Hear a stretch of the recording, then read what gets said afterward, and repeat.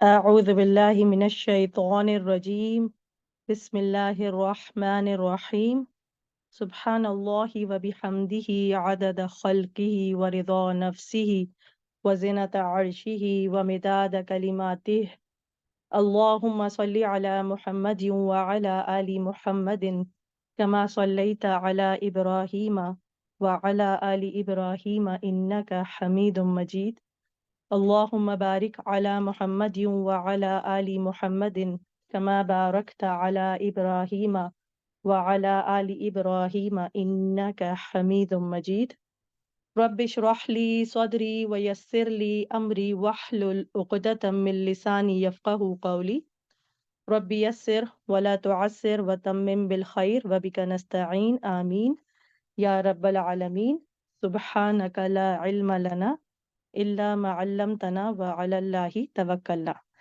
السلام علیکم ورحمۃ اللہ وبرکاتہ۔ امید کرتی ہوں کہ آپ تمام بہنیں خیریت سے ہوں گی۔ الکتاب المبین کی جانب سے تمام سننے والوں کو خوش آمدید۔ میں سائرہ وسیم ایک بار پھر آپ کے سامنے ہوسٹ کی حیثیت سے حاضر ہوں۔ ربیع الاول کے پروگرامز کی سیریز کے سلسلے کا آج 8واں پروگرام پیش خدمت ہے، جس کا موضوع ہے قرآن کو سمجھنے کے لیے سیرت النبی صلی اللہ علیہ وآلہ وسلم کو سمجھنا ضروری کیوں ہے۔ تو یہ ایک سوال ہے جس کا جواب آج ہم جاننے کی کوشش کریں گے انشاءاللہ۔ تو چلیے پروگرام کا آغاز کرتے ہیں اللہ رب العزت کے بابرکت نام سے، جس کے لیے ہمارے ساتھ موجود ہیں قاریہ عائشہ عمر۔ أعوذ بالله من الشيطان الرجيم بسم الله الرحمن الرحيم لقد كان لكم في رسول الله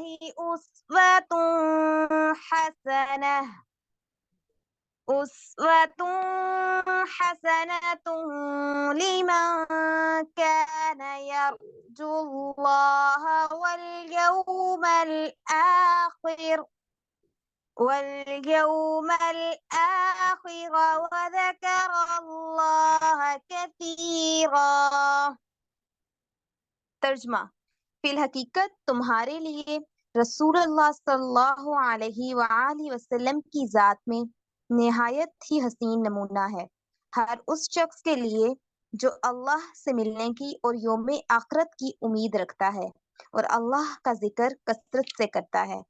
صدق اللہ العظیم۔ جزاک اللہ خیرن کثیرن، بارک اللہ فیک۔ اتر کر حرا سے سوئے قوم آیا اور ایک نسخہ کیمیا ساتھ لایا۔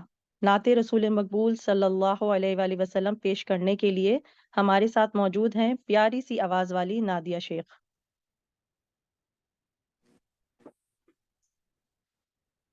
صلی علی نبینا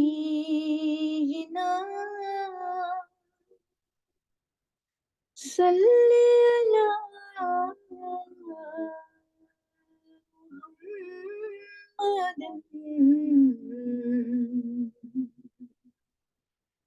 صلی علی شفیعنا صلی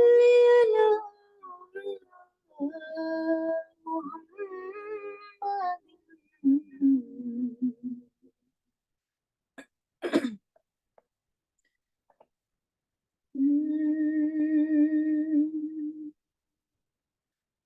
کوئے نبی سے آنا سکے ہم، کوئے نبی سے آنا سکے ہم، راحت ہی کچھ ایسی تھی، یاد رہی نا جنت ہم کو یاد رہی نا جنت ہم کو کہ جنت ہی کچھ ایسی تھی.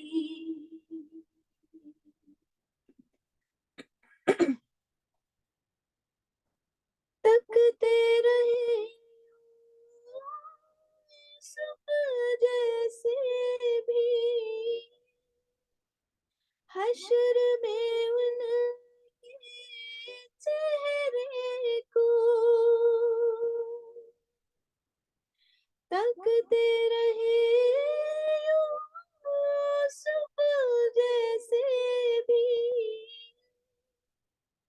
حشر میں ان کے چہرے کو جب پوچھا تو کہنے لگی وہ جب پوچھا تو کہنے لگی وہ کہ صورت ہی کچھ ایسی تھی. جب پوچھا تو کہنے لگی وہ کہ صورت ہی کچھ ایسی تھی.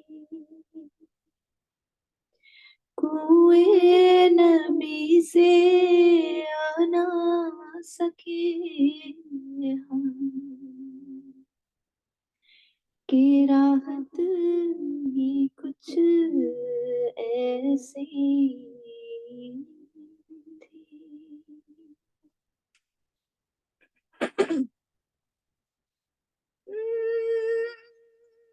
پاس بلایا پاس بٹھایا خالق نے دیدار کرایا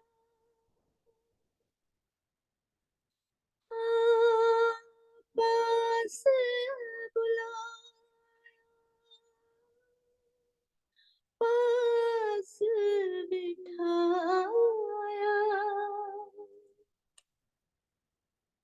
جلوہ دکھایا خالق نے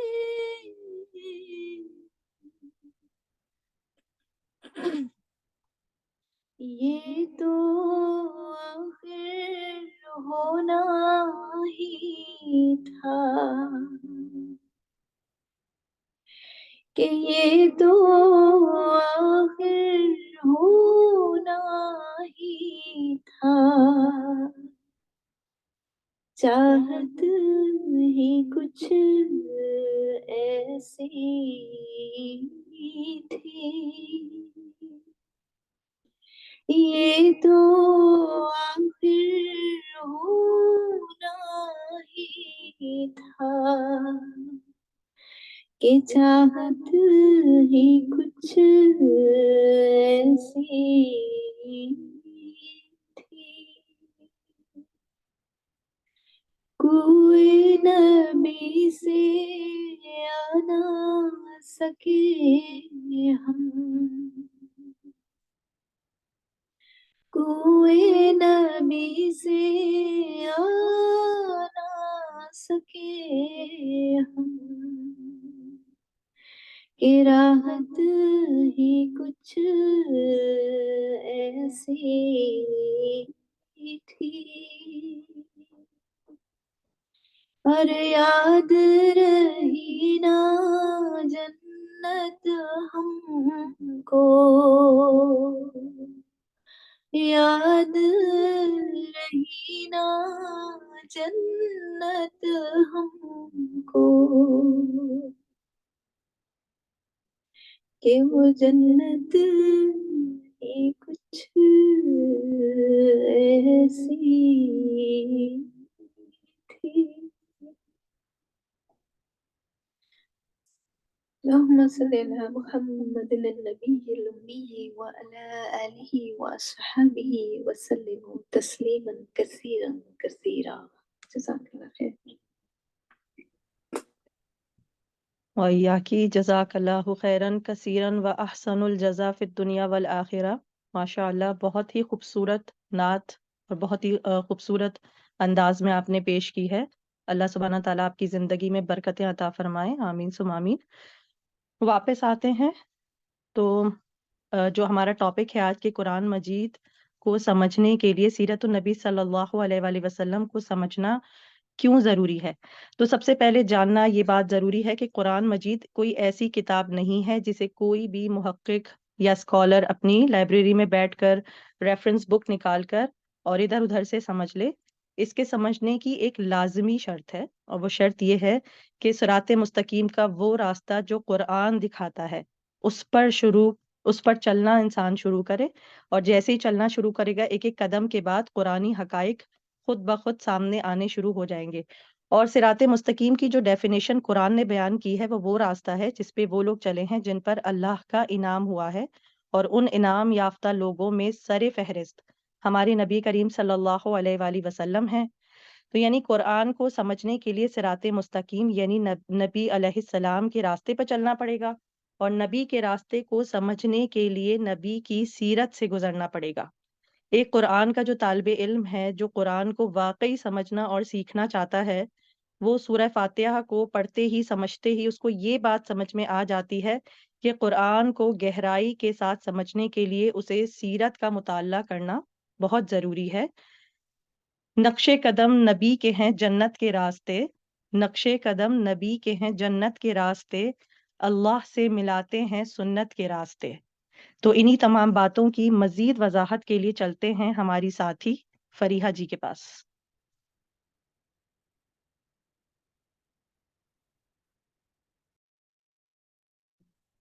عزیز بہنوں، السلام علیکم ورحمۃ اللہ وبرکاتہ.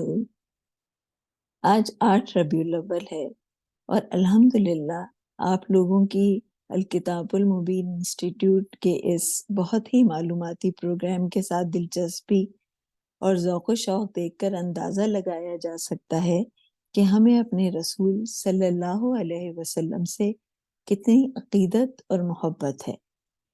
لیکن ہم یہی امید اور دعا کرتے ہیں کہ اللہ تعالی ہم سب کو اس پروگرام سے کما حقہ فائدے اٹھانے کی توفیق عطا فرمائے، آمین ثم آمین.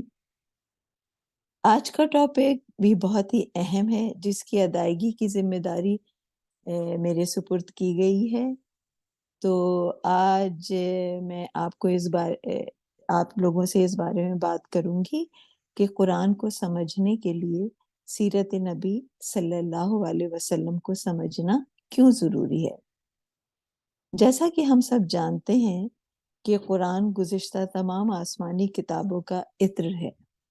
جس طرح موسم بہار میں پھول کھلتے ہیں، ہر طرف رنگ و بو کا ماحول چھا جاتا ہے، اور یہ وقتی رنگ و بو کا ماحول ایک مدت میں ختم بھی ہو جاتا ہے، لیکن عطر ساز اس محدود رنگ و بو کو عطر بنا کر ابدی شکل عطا کر دیتا ہے.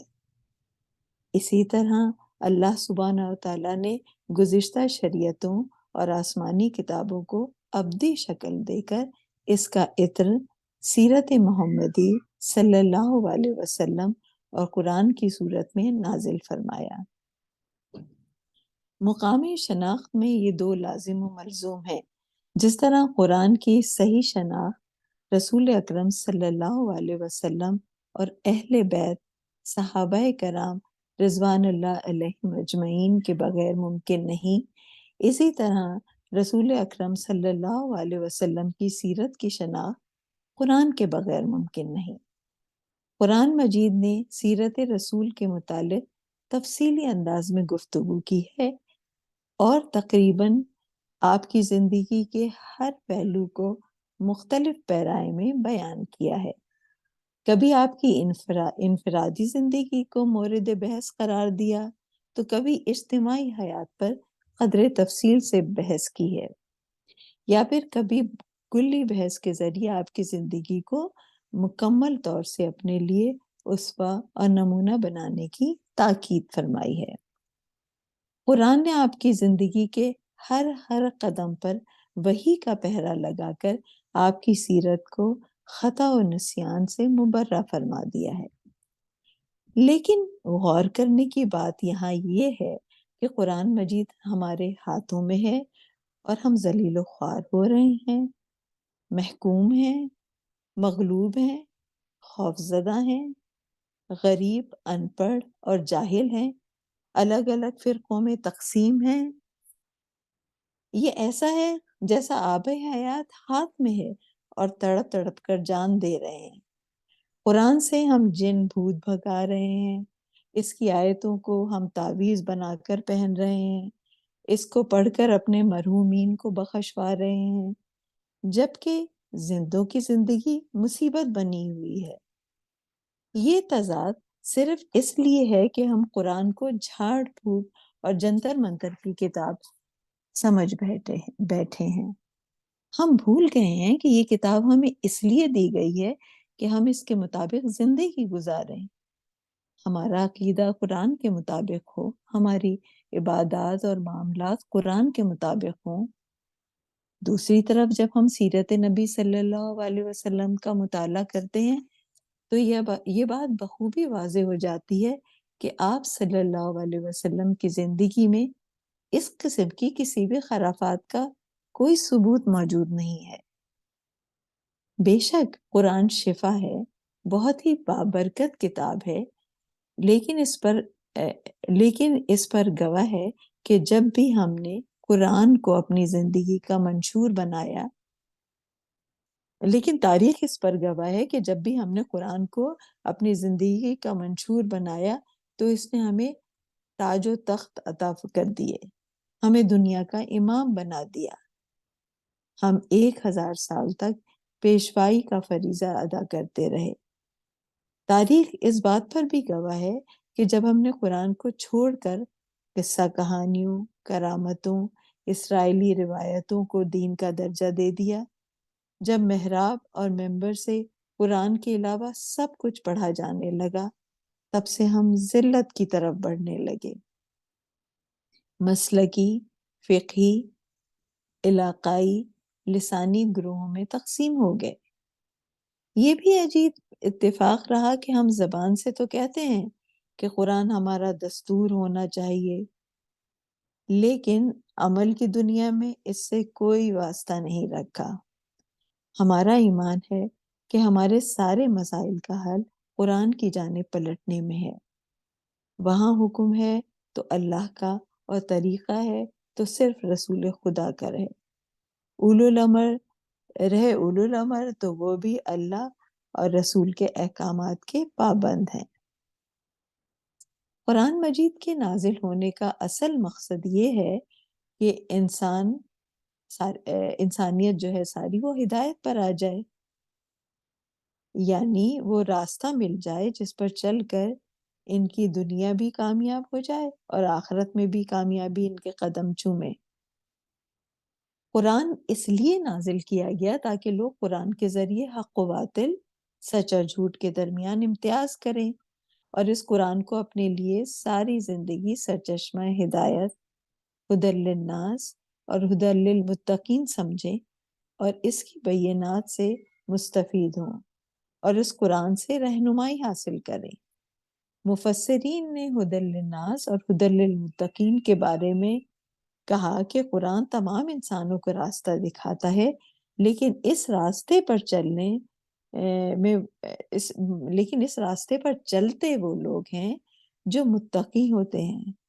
جس طرح ایک طالب علم کے لیے کتاب میں وہ سب کچھ ہوتا ہے جس کو پڑھ کر اور سمجھ کر وہ امتحان میں سوالوں کے جواب لکھ سکتا ہے، لیکن ہر طالب علم کتاب سے فائدہ نہیں اٹھاتا، بلکہ وہی طالب علم فائدہ اٹھاتا ہے جس کے اندر پاس ہونے کی تمنا ہوتی ہے، جو کتاب کے ہر حرف کو اپنی زندگی کا محور بنا لیتا ہے۔ اسی طرح قرآن مجید پڑھتے تو بہت لوگ ہیں، لاکھوں غیر مسلم اس کا مطالعہ کرتے ہیں، لیکن یہ ہدایت انہی کو دیتا ہے جو اس سے ہدایت چاہتے ہیں۔ اور یہ ہدایت ہمیں قرآن کے ساتھ ساتھ سیرت کا مطالعہ کرنے، اور نہ صرف مطالعہ کرنے بلکہ اس کے مطابق عمل کرنے ہی سے ملے گی۔ رسول رحمت صلی اللہ علیہ وسلم کی حیات طیبہ قرآن کریم کی عملی تفسیر و توضیح ہے۔ قرآن اگر متن ہے تو سیرت اس کی تشریح، قرآن علم ہے تو سیرت اس کی عملی تدبیر، قرآن اہل علم کے سینوں میں محفوظ ہے تو سیرت اس کی زندہ جاوید پیکر جمیل کا نام ہے، جس نے مکہ کی گلیوں اور بازاروں میں چلتے پھرتے توحید کے نغمے سنائے اور مدینہ میں سلطنت مدینہ کی بنیاد رکھی، جس نے اہل دنیا کو ایک منفرد طرز حکمرانی سے روشناس کرایا۔ یہی وہ حقیقت ہے جس کا اظہار ام المومنین عائشہ رضی اللہ تعالی عنہا نے اس طرح بیان کیا تھا کہ آپ چلتے پھرتے قرآن ہیں۔ انہی وجوہات کے سبب خالق کائنات نے رسول رحمت صلی اللہ علیہ وسلم کو تا قیام قیامت آئیڈیل اور بہترین اسوہ بنا کر امت کے سامنے پیش کیا، اور ارشاد باری ہے، در حقیقت تم لوگوں کے لیے اللہ کے رسول صلی اللہ علیہ وسلم میں ایک بہترین نمونہ ہے، ہر اس شخص کے لیے جو اللہ اور یوم آخر کا امیدوار ہو اور کثرت سے اللہ کو یاد کرے۔ رسول رحمت صلی اللہ علیہ وسلم کی اتباع اور اطاعت کو دراصل اپنی خوشنودی حاصل کرنے کا واحد ذریعہ قرار دیا۔ ارشاد باری تعالیٰ ہے، اگر تم خدا کو دوست رکھتے ہو تو میری پیروی کرو، خدا بھی تمہیں دوست رکھے گا۔ اللہ کا کتنا بڑا احسان ہے کہ اس نے ہماری ہدایت کے لیے قرآن نازل کیا۔ دوسرا احسان یہ ہے کہ قرآن کو سمجھانے کے لیے ہمیں حضرت محمد صلی اللہ علیہ وسلم کی شکل میں رسول مرحمت فرمایا۔ طالب علم خواہ کتنا بھی ذہین ہو لیکن کسی بھی کتاب سے مکمل استفادے کی صلاحیت نہیں رکھتا، اسے قدم قدم پر ایک ایسے استاد کی ضرورت پیش آتی ہے جو کتاب کی گرہیں کھولتا ہے، عملی مشق کر کے دکھاتا ہے۔ اس کے لیے اللہ سبحانہ و تعالیٰ نے نبیوں اور رسولوں کا سلسلہ شروع کیا۔ قرآن و حدیث کی تعلیمات اس پر گواہ ہیں کہ انسانیت کی مکمل رہنمائی کے لیے جس طرح قرآن ضروری ہے، اسی طرح اللہ کے رسول کی سیرت اور سنت بھی ضروری ہے۔ حضرت امام مالک نے اپنی کتاب میں حضرت ابو ہریرہ رضی اللہ تعالیٰ عنہ سے روایت کرتے ہیں کہ رسول اللہ صلی اللہ علیہ وسلم نے ارشاد فرمایا، میں تمہارے پاس 2 چیزیں چھوڑے جا رہا ہوں، اگر تم انہیں تھامے رکھو گے تو کبھی گمراہ نہ ہوگے، ایک اللہ کی کتاب اور دوسرے اس کے رسول کی سنت۔ یہ حدیث ہمیں اس حقیقت کی طرف متوجہ کرتی ہے کہ کتاب اللہ اور سنت رسول صلی اللہ علیہ وسلم کو پکڑے رہنے میں ہی ہدایت ہے۔ جس نے کتاب اللہ کو اور سنت رسول صلی اللہ علیہ وسلم کو سختی سے پکڑ لیا وہ کبھی بھی گمراہ نہیں ہوگا، وہ ہدایت پر ہی رہے گا۔ لیکن اب سوال یہ ہے کہ قرآن کو مضبوطی سے کیسے پکڑا جائے، قرآن سے اپنا تعلق کیسے قائم کیا جائے، قرآن کو اپنی زندگی میں کس طرح اختیار کیا جائے، قرآن کے ساتھ ہمارا رابطہ کیسا ہو اور قرآن ہماری زندگیوں میں کیسا نظر آئے، ہمارا عمل قرآن کے مطابق کیسے ہو، ہمارا قول قرآن کے مطابق کیسے ہو، ہمارا اخلاق قرآن کے مطابق کیسے ہو، ہماری سیرت اور ہماری شخصیت قرآن کے مطابق کیسے ہو۔ ہم کیسے یہ دعویٰ کر سکتے ہیں کہ قرآن کے ساتھ ہمارا وہ تعلق قائم ہو گیا ہے جس کا حکم اللہ اور رسول نے دیا ہے، اور یوں ہماری ساری زندگی قرآن کے مطابق ہو اور ہم قرآن سے باہر نہ ہو، تاکہ ہمیں قرآن کے نزول کا مقصد ہدایت عظمیٰ حاصل ہو جائے۔ اس کے لیے لازمی ہے کہ رسول کی اطاعت اور اتباع کی جائے۔ قرآن مجید میں کہا گیا ہے اگر تم ان کی اطاعت کرو گے تو ہدایت پا جاؤ گے۔ گویا رسول کی اطاعت میں تمہارے لیے ہدایت کا سامان رکھ دیا گیا ہے۔ اس اطاعت کی عملی صورت یہ ہے کہ تم رسول صلی اللہ علیہ وسلم کی کہی ہوئی ہر بات کو، ہر حدیث کو، ہر فرمان کو اپنا عمل بنا لو، ان کی سنت کو سینے سے لگا لو، ان کے ہر حکم پر گردنیں جھکا دو، ان کی محبت میں اپنی ہر قیمتی چیز قربان کر دو، ان کا حکم ماننے کے لیے ان کا حکم ماننے میں اللہ کا حکم ماننا سمجھو، اس لیے کہ رسول اللہ صلی اللہ علیہ وسلم کی اطاعت خود اللہ کی اطاعت ہے۔ ارشاد باری تعالیٰ ہے جس نے رسول صلی اللہ علیہ وسلم کا حکم مانا بے شک اس نے اللہ ہی کا حکم مانا۔ اس کا مطلب ہے کہ ہمیں ہدایت اس وقت تک میسر نہیں آ سکتی جب تک ہم خود کو رسول اللہ صلی اللہ علیہ وسلم کی اطاعت میں ڈھال نہ لیں اور رسول صلی اللہ علیہ وسلم کی اطاعت کا پیکر مجسم نہ بن جائیں اور اطاعت رسول کو اپنا اوڑھنا بچھونا نہ بنا لیں۔ گویا ہدایت عطا کیے جانے کی ضمانت اطاعت رسول صلی اللہ علیہ وسلم ہے، اس لیے کہ رسول انسانوں کو سیدھے راستے کی رہنمائی ہی کے لیے بھیجا جاتا ہے۔ ہم نے بہت سے طریقے آزما لیے ہیں، بہت سے عزم دیکھ لیے ہیں، ہم نے اپنے دکھ کا مداوع کرنے کے لیے نامعلوم کتنے آستانوں پر سر جھکا لیے ہیں، لیکن مرض بڑھتا گیا جوں جوں دوا کی۔ اس لیے اب اس نسخہ کیمیا کی طرف پلٹیے جس کو آپ نے جزدانوں میں بند کر کے اونچے طاق پہ رکھ دیا ہے۔ میری آپ سے درد مندانہ گزارش ہے کہ آپ قرآن مجید کو سمجھ کر پڑھنا شروع کریں اور اس کے ساتھ ساتھ سیرت نبی صلی اللہ علیہ وسلم کا نہ صرف مطالعہ کریں بلکہ اس کو اپنی عملی زندگی میں نافذ کرنے کی کوشش بھی کریں۔ مجھے امید ہے کہ میں بہت حد تک موضوع کا حق نبھانے میں کامیاب ہوئی ہوں گی۔ اللہ تعالیٰ کہنے سننے سے زیادہ عمل کرنے کی توفیق عطا فرمائے۔ آمین ثم آمین۔ آمین ثم آمین۔ الحمدللہ، بہت بہترین وضاحت کے ساتھ آپ نے اس موضوع کو بیان کیا ہے، جزاک اللہ خیر، بارک اللہ فیک۔ بالکل بے شک قرآن اللہ رب العزت کا قول ہے اور سیرت النبی صلی اللہ علیہ وآلہ وسلم ہی اس کی عملی تصویر ہے، یعنی وحی الہی کی پریکٹیکل صورت ہے۔ تو یہ بات تو ہم سب جانتے ہیں کہ قرآن پاک نبی کریم صلی اللہ علیہ وآلہ وسلم کے قلب مبارک پر 23 سال کے عرصے میں نازل ہوا، اور قرآن پاک کی ہر آیت کے پیچھے ایک شان نزول ہے جو کہ نبی کریم صلی اللہ علیہ وآلہ وسلم کی زندگی کے ساتھ جڑا ہوا ہے۔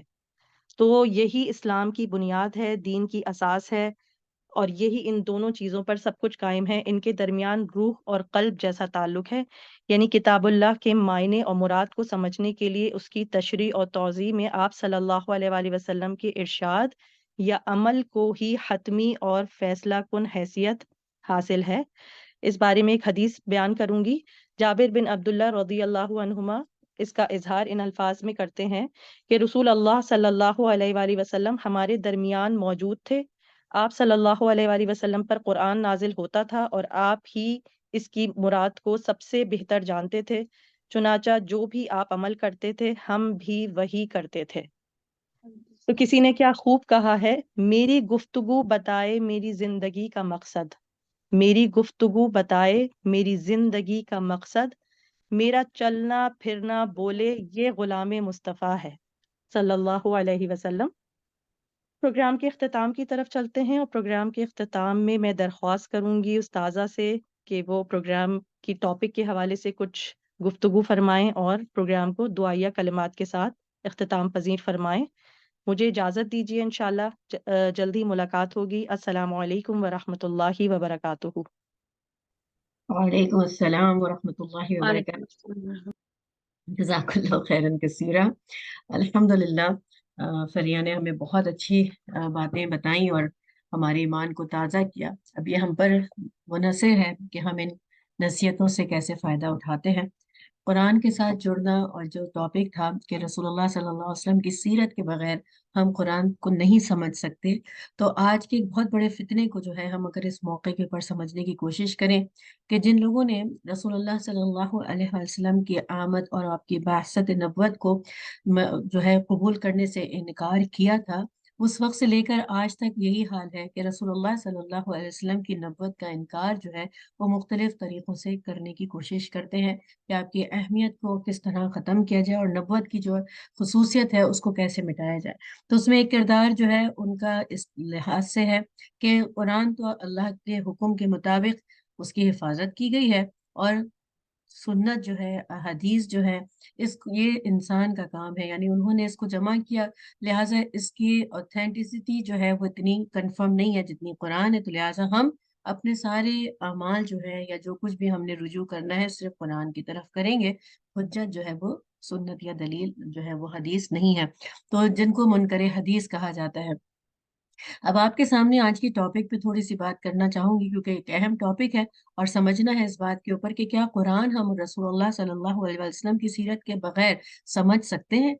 ये अकल की बात है, और हमने अगर शऊर जो है हमारा बेदार हो गया तो हमें दुनिया जो है किसी भी गलत डायरेक्शन की तरफ जो है वो लेकर नहीं जा सकेगी, क्योंकि आप खुद समझने लगेंगे, आप खुद सोचने लगेंगे, आप खुद जो है गलत और सही का जो है फर्क समझना आपके अंदर अगर शऊर बेदार हो तो ये चीज़ आपके अंदर बेदार हो जाएगी। तो अब आप जरा सोचिए कि सीरत का हम इनकार करते हैं और हम हदीस को कहते हैं कि बुखारी शरीफ की सबसे ज्यादा जो अहमियत है उसके ऊपर जो है इतने डाउट्स जो है वो पैदा कर देते हैं कि जो कमजोर ईमान वाला और जो इल्म से दूर हो तो वो सिर्फ सुनी सुनी बातों की वजह से जो है वो हदीस का इनकार कर देता है। कुरान मजीद का नुज़ूल हुआ किस पर? रसूलुल्लाह सल्लल्लाहु अलैहि वसल्लम के क़ल्ब मुबारक पर। आप सल्लल्लाहु अलैहि वसल्लम के ऊपर थोड़ा थोड़ा कुरान का नुज़ूल, उसकी वजूहात क्या कुरान ने बयान की कि जिस वक्त कोई कुफार जो है आवाज नहीं आ रही है आप लोगों को? जब कोई डाउट्स उठते थे, कोई सवाल जो है वो आप सल्लल्लाहु अलैहि वसल्लम से किया जाता था, तो रसूलुल्लाह सल्लल्लाहु अलैहि वसल्लम को उसका जवाब आप सल्लल्लाहु अलैहि वसल्लम वही के जरिए दिया जाता था। तो जो कुछ भी कुरान है वो रसूलुल्लाह सल्लल्लाहु अलैहि वसल्लम की जिंदगी है, और जो कुछ आप सल्लल्लाहु अलैहि वसल्लम की जिंदगी है वही तो कुरान है। तो जब तक हमें कुरान की किसी आयत का पस मंजर मालूम ना हो, उसका शान नुज़ूल मालूम ना हो, हम उस कुरान की तफसीर, उसकी आयत की तफसीर को नहीं समझ सकते। तो जब आपने पस मंजर छोड़ दिया, शान नुज़ूल छोड़ दिया, तो आपको क्या पता कि इस आयत का असल मफहूम क्या था और किन सूरत हाल पर, किस वजूहात की बिना पर यह आयत का जो है वो नुज़ूल हुआ। तो वो शान नुज़ूल और वो हालात को समझने के लिए सीरत का मुताला करना होगा। इसलिए रसूलुल्लाह सल्लल्लाहु अलैहि वसल्लम की सारी जिंदगी कुरान के अंदर हमें मौजूद मिलती है। हम जब सीरत का मुताला करते हैं तो हमें कुरान समझ में आने लगता है। ये ऐसा लाजिम और मलजूम है कि हम कुरान को सीरत के बगैर नहीं समझ सकते, और सीरत को हम कुरान के बगैर नहीं समझ सकते। तो जिसने मुताला ही ना किया हुआ हदीस का, वो क्या समझे कि ये सारी फ़िक़्ह, ये सारे मसाइल, ये हमें तो नमाज का हुक्म जो है वो अक़ीमुस्सलाह व आतू ज़का कुरान में दे दिया, लेकिन कैसे ज़कात देना है, कैसे नमाज अदा करनी है, नमाज के वाजिबात क्या है, फ़राइज़ तो वज़ू के भी कुरान ने बयान कर दिया, लेकिन उसके बाद उसकी सुन्नत क्या है, उसका अमल, वो हालात के तहत फ़िक़्ह की समझ बूझ अगर हमें है तो हमें पता हो कि किस हालात में हम किस तरह नमाज पढ़ सकते हैं। कुछ अराकीन क़याम के और ये जो रुकन जो है बयान कर दिया कि इसके बगैर नमाज नहीं हो सकती, लेकिन वो कौन सी सर्टेन कंडीशंस हैं जिसमें आप नमाज उसके बगैर भी पढ़ सकते हैं। ये सब फ़िक़्ह के मसाइल और ज़िंदगी के उठने बैठने के सारे मसाइल कुरान और सीरत से हमारे तक पहुँचे, तो हम कैसे उसका इनकार कर सकते हैं? कैसे हम ये कह सकते हैं कि हदीस जो है उसकी हिफाजत नहीं की गई होगी? जो मतलूब गैर मतलूब दोनों हदीस जो है वही है, वही है, मतलू तो कुरान है और वही गैर मतलू तो हदीस है।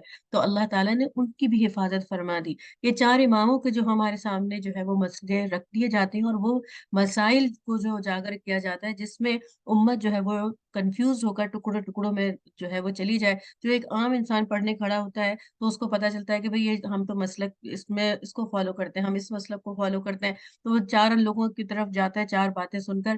آخر میں اس کا یہ کہنا ہوتا ہے کہ بھئی میں تو اپنے گھر میں اور اپنے ہی جو ہے محدود علم کے ساتھ خوش ہوں، مجھے ان سارے جو ہے مسائل میں نہیں گھرنا. یہ مسائل نہیں ہے. اس کی خوبصورتی کیا ہے؟ اس کی خوبصورتی یہ ہے کہ رسول اللہ صلی اللہ علیہ وسلم کی کوئی حدیث مبارکہ، آپ کا کوئی عمل بھی اللہ رب العالمین نے ضائع ہونے نہیں دیا. تو یہ مختلف فقہی مسائل جو ہمارے سامنے آتے ہیں، یہ مختلف مسلک جو نظر آتے ہیں، اس کی بنیاد یہ ہے کہ کسی نے ایک حدیث آپ صلی اللہ علیہ وسلم کی لی اور اس عمل کو جو ہے وہ اڈاپٹ کیا، دوسرے نے دوسری حدیث کو لے کر اور اس میں اختلاف کیا کہ نہیں یہ شروع کے زمانے کی ہے اور یہ اختتامی زمانے کی بات ہے، تو ہم نے شروع کے زمانے کی حدیث کو لے کر اس پر عمل کیا. اور کسی نے کہا کہ نہیں ہم آخری عمل جو ہے اس کو اپنے لیے حجت اور دلیل بناتے ہیں. تو یہ دیکھیے بیوٹی، آپ صلی اللہ علیہ وسلم کے ہر عمل کو اللہ رب العالمین نے محفوظ فرما دیا. اور اس صورت میں ہمارے سامنے آ گیا. یہ ہماری اختلافی صورت نہیں تھی، یہ ہمارے ٹکڑوں میں بٹنے کی صورت نہیں تھی، یہ رسول اللہ صلی اللہ علیہ وسلم کے ہر عمل کو محفوظ کرنے کی ایک صورت اللہ رب العالمین ہمارے سامنے پیش کر دی. تو اختلاف تو ہوگا، زمانے کا اختلاف ہے. جس طرح قرآن کے اندر ناسخ اور منسوخ آیات ہیں، اسی طرح احادیث بھی ہیں. جو آپ صلی اللہ علیہ وسلم نے آخری زمانے میں جو عمل کیا، تو کچھ لوگوں نے شروع کے عمل کو نہیں لیا، کہا اب یہ پچھلا عمل منسوخ اور یہ ناسخ ہے، اب ہم اس کو دلیل کے طور پر لیں گے. تو بہرحال یہ ساری باتیں کہنے کا اور سمجھانے کا مقصد یہ ہے کہ سیرت کا گہرا مطالعہ آپ کو اس مقام پر لے جاتا ہے جو قرآن کا مطلوب ہے. قرآن ہمیں جیسا بنانا چاہتا ہے. یہ تو انسان کے لیے کلام کیا گیا، انسان کے لیے اتارا گیا، اور اس کی فلاح اور بہبود کے سارے راز اس کے اندر اللہ تعالیٰ نے بیان کر دیے. تو یہ راز حاصل کون کرے گا؟ جو اتباع رسول کرے گا، جو اسوہ حسنہ کو اپنی زندگی میں شامل کرے گا. وہ خوبصورت سارے اس طریقہ کار جو آپ صلی اللہ علیہ وسلم نے جو ہے اختیار کیا، آپ نے جی کر دکھایا. قرآن کی ہر آیت کو عمل کر کر ہمارے لیے نمونہ پیش کر دیا کہ تم یہ نہ کہنا کہ یہ میرے لیے عمل کرنا مشکل ہے. وہ تو نور تھے، یا آپ تو خاص آپ صلی اللہ علیہ وسلم اللہ تعالیٰ کے جو ہے چنے ہوئے بندوں میں سے تھے، آپ کا مقام بہت اعلیٰ تھا تو آپ یہ عمل کر سکتے تھے. نہیں، آپ نے ایک عام انسانوں کی طرح زندگی گزاری. اسی پر تو کفار کو تکلیف تھی نا کہ ایک چلتا پھرتا انسان ہمارا جیسا، کھاتا پیتا اور گھر بار اور ساری ضروریات زندگی وہی جو ہماری ہیں، تو ہم ان کو کیوں قبول کریں؟ ان میں کیا خاصیت ہے؟ تو اللہ تعالیٰ نے یہ مقام بھی دکھا دیا کہ ایک عام انسان جو ہے وہ سارے عمل کو کر سکتا ہے، اور اپنی شان جو ہے وہ انبیاء کی شان سے تھوڑا کم، بہت کم، لیکن اس شان کو حاصل کر سکتا ہے، اس شان تک پہنچ سکتا ہے. تو اہدنا الصراط المستقیم صراط الذین انعمت علیہم، ہم نے جب مانگا تو انعام یافتہ کی زندگی پر چل تو پڑے. بس قدم رکھے انعام یافتہ کی زندگی کے اوپر، آپ نے قدم رکھا اور آپ نے کامیابی حاصل کر لی. بس اتنا ہی چاہیے ہے. اللہ رب العالمین کو ہماری کوششیں چاہیے، ہماری عمل کا ڈھیر نہیں چاہیے. بس آ جائیے اہدنا الصراط المستقیم، یہ دعا مانگتے ہوئے صراط المستقیم کی طرف، اور صراط الذین انعمت علیہم، انعام یافتہ میں رسول اللہ صلی اللہ علیہ وسلم کی زندگی ہمارے سامنے نمونے کے طور پر موجود ہے. بس ایک بات کے بعد ہم اپنی بات کا اختتام کرتے ہیں کہ ایسا نہ ہو کہ رسول اللہ صلی اللہ علیہ وسلم سے ہمیں شفاعت کی جو امید ہے کہ آپ صلی اللہ علیہ وسلم ہمارے حق میں وہ شفاعت کریں گے اور وہ ضرور قبول ہوگی، تو ذرا اپنا جائزہ جو ہے اعمال کا ہم ضرور لے لیں. اور ایک آیت آپ کے سامنے غور و فکر اور تدبر کے لیے پیش کر رہی ہوں. اس آیت کو بار بار پڑھیں کہ ایسا نہ ہو کہ ہمارے پیارے نبی صلی اللہ علیہ وسلم کی شکوے کی زد میں ہم آ جائیں اور آپ صلی اللہ علیہ وسلم اللہ رب العالمین کے سامنے یہ کہیں وقال الرسول یا ربی ان قوم اتخذوا هذا القرآن مہجورا. رسول اللہ صلی اللہ علیہ وسلم کہیں گے اے میرے پروردگار، بے شک میری امت نے اس قرآن کو نظر انداز کر رکھا تھا، نہ وہ اسے سمجھتے تھے، نہ ہی اس کی تعلیمات پر عمل کرتے تھے. تو اگر خدا نخواستہ یہ حال ہمارے لیے ہو گیا اور اگر یہ شکوہ رسول اللہ صلی اللہ علیہ وسلم نے کر دیا، تو کیا ہماری نجات کا کوئی ذریعہ ہوگا؟ ہمیں کوئی بچا سکے گا؟ اس شکوے کی زد میں آ گئے تو ہمارا کیا انجام ہوگا؟ تو خوف اور طمع یہ زندگی ہماری ہونی چاہیے. اچھے اعمال کر کے کچھ تھوڑا بہت بھی کر کے اس محفل کو ہی ہم اپنی نجات کا ذریعہ سمجھ کر پر امید زندگی بسر کر سکتے ہیں، اور خوف کے ساتھ جو ہے اس آیت کو سامنے رکھتے ہوئے کہ جتنا بھی قرآن کا میں نے جو ہے فہم حاصل کر لیا یہ میرے لیے کم نہیں ہے، تو قرآن کا فہم حاصل کرنا ہر مسلمان پر فرض ہے، اور اس تک پہنچنے کے لیے رسول اللہ صلی اللہ علیہ وسلم کی سیرت کا مطالعہ، حدیث کا مطالعہ، اور آپ کا ہر عمل اپنی زندگی میں خوشی کے ساتھ جو ہے وہ شامل کرنا، اٹھنا بیٹھنا سونا جاگنا اپنے نبی کے جو ہے سنت کے مطابق کرنا۔ اللہ رب العالمین ہمیں آپ صلی اللہ علیہ وسلم سے محبت کا جو ہم دعویٰ کرتے ہیں، یا رب العالمین اس زبانی دعوے کو ہمارے عمل سے ثابت کرنے کی ہمیں توفیق عطا فرما دیجئے۔ یا اللہ محبت ہی کا جو ہے یہ ثبوت ہے جو یہاں ہم سب بیٹھے ہیں، اپنی محبت کا اظہار اس طریقے سے کر رہے ہیں، یا رب العالمین ہم کمزوروں کی اس محبت کے اظہار کو ہی اپنی قبولیت کا شرف عطا فرما دیجئے۔ رسول اللہ صلی اللہ علیہ وسلم کی شفاعت سے ہم سب کو بہرہ مند فرما دیجئے۔ یا اللہ اب تک کی جو کمزوری کوتاہیاں ہیں، یا اللہ اس عمل میں جو کہیں بدعت ہے، یا اللہ جو ایسا عمل ہے جو رسول اللہ صلی اللہ علیہ وسلم کے بتائے ہوئے عمل کے مطابق نہیں ہے، ہم اس کو نہیں اگر سمجھ پا رہے ہیں، تو یا اللہ اس کی حقیقت کو ہمارے سامنے بیان فرما دیجئے۔ یا اللہ ہمیں اس سے محفوظ فرما دیجئے۔ رسول اللہ صلی اللہ علیہ وسلم کے ہاتھوں آب کوثر پینا نصیب فرما دیجئے۔ آپ کی شفاعت سے بہرہ مند فرما دیجئے۔ ہماری بچیوں کی کوششوں کو اللہ اپنے قبولیت کا شرف عطا فرما دیجئے۔ جس محبت سے اس محفل کو سجایا اور اس محفل میں آنے والوں کی محبت کو اپنی قبولیت کا شرف عطا فرما دیجئے۔ یا اللہ اب تک جو کمی کوتاہی ہوئی ہے رب العالمین اس پر ہم استغفار کرتے ہیں، یا اللہ ہم رجوع کرتے ہیں، اپنے گناہوں سے معافی مانگتے ہیں، اور سیرت والی زندگی پاکیزہ زندگی کے امیدوار ہیں۔ یا اللہ یا رب العالمین اللهم اغفر لي ذنبي كله دقه وأوله وآخره وعلانيته وسره، ربي تقبل توبتي واغسل حوبتي وأجب دعوتي وثبت حجتي وصدد لساني واهد قلبي واسلل سقيمة صدري۔ اے میرے پروردگار میری توبہ اور ہم سب کی توبہ قبول فرما لے۔ یا اللہ ہمارے گناہوں کو دھو ڈال، یا اللہ ہماری دعاؤں کو قبول فرما لے، یا اللہ ہماری حجت اور دلیل کو باقی رکھ، یا اللہ ہماری زبان کو سچا بنا دے، یا اللہ ہمارے دل کو ہدایت والا بنا دے، یا اللہ ہمارے سینے کی سیاہی کو نکال دے۔ یا اللہ رب العالمین اللہم انی ظلمت نفسی ظلما کثیرا ولا یغفر الذنوب الا انت فاغفر لی مغفرة من عندك وارحمنی یا رب العالمین۔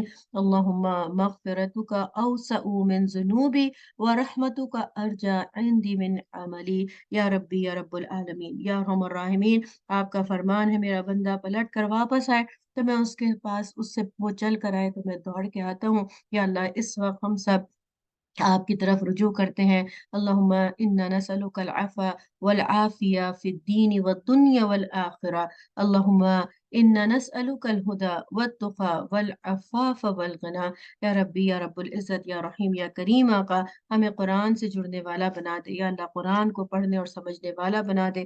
یا اللہ یا رب العالمین یا ارحم الراحمین اللہم اجعل القرآن لقلوبنا ضیاء ولأسقامنا دواء ولأبصارنا جلاء ولذنوبنا ممحصا ومن النار مخلصا۔ اللهم ألبسنا به الحلل وأسكننا به الذلل وأسبغ علينا به النعم وادفع عنا به النقم، آمين يا رب العالمين، واجعلنا به عند الجزاء من الفائزين يا رب العالمين، وعند النعماء من الشاكرين يا أرحم الراحمين، وعند البلاء من الصابرين يا أرحم الراحمين، ولا تجعلنا ممن استحوته الشياطين فشغلته بالدنيا عن الدين فأصبح من النادمين وفي الآخرة من الخاسرين يا رحم الراحمين۔ یا رحمان یا رحیم یا کریم آقا ہماری گناہوں کو معاف فرما کے ہماری دعاؤں کو قبولیت کا شرف عطا فرما۔ وآخر دعوانا ان الحمد للہ رب العالمین، سبحانک اللہم وبحمدک، نشہد ان لا الہ الا انت، نستغفرک ونتوب الیک۔ السلام علیکم ورحمۃ اللہ وبرکاتہ۔